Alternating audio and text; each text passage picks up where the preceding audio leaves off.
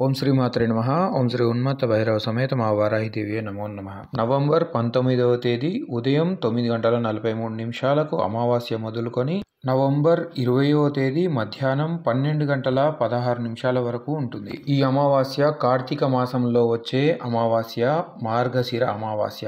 కార్తీక దీపం ఎలాగైతే వెలిగిస్తారో అలాగే కూష్మాండ దీపం వెలిగించాలి అమ్మవారి ముందు. అతి శక్తివంతమైన శ్రీ పంచముఖి వారాహిదేవి, శ్రీ ఉన్మత్త భైరవ సమేత మహావారాహిదేవి మరియు సప్త మాతృకలు, అష్టభైరవులు, దశ మహావిద్యలతో మా కామాఖ్యాదేవి కూడా మనకు కోరిన కోరికలు తీర్చే కొల్లిపరలో వారాహిదేవి దర్శనమిస్తుంది.